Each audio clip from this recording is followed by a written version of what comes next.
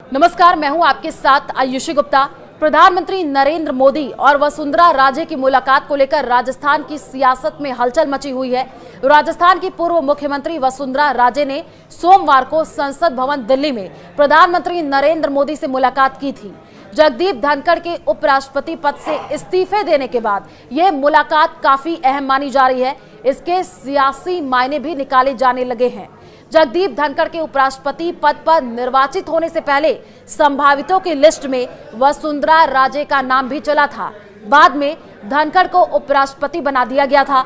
धनखड़ के इस्तीफा देने के बाद राजस्थान में बीजेपी के लिए किसान कौम जाट समुदाय को साधना किसी चुनौती से कम नहीं है।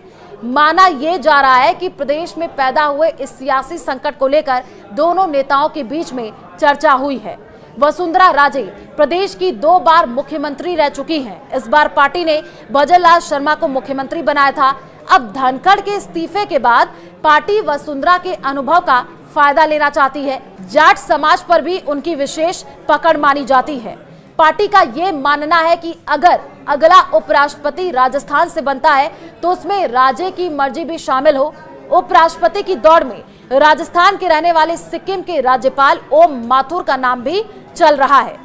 जगदीप धनखड़ के इस्तीफे के बाद से नए उपराष्ट्रपति को लेकर के भी अटकलों का बाजार गर्म हो गया है और बीजेपी के वरिष्ठ नेता केंद्रीय मंत्री मनोहर लाल खट्टर का नाम भी चर्चाओं में है। और जब उनसे एक सवाल पूछा गया तो उन्होंने जवाब दिया।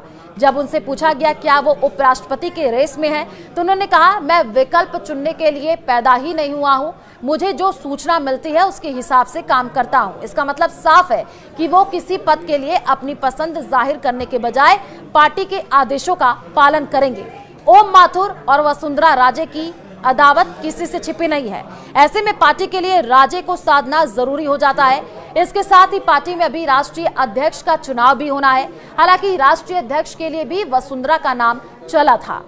पीएम नरेंद्र मोदी और वसुंधरा राजे की इस मुलाकात को वसुंधरा समर्थकों की मांग से भी जोड़कर देखा जा रहा है। प्रदेश में सरकार बने 1.5 साल से ज्यादा का समय हो गया है और ऐसे में भजनलाल कैबिनेट विस्तार की चर्चा में जोरों पर है। इस मुलाकात को इससे जोड़ करके भी देखा जा रहा है। राजनीतिक जानकारों का ये मानना है कि वसुंधरा अपने गुट के नेताओं को मंत्रिमंडल और राजनीति नियुक्तियों में तरजीह दिलाने और अन्य संगठनात्मक मुद्दों को लेकर लंबे समय से पीएम मोदी से मिलने का समय मांग रही थी। तो क्या वसुंधरा राजे बनेंगी अगली उपराष्ट्रपति? इस पर अभी भी सस्पेंस बरकरार है और अगले कुछ दिनों में तस्वीर साफ हो जाएगी।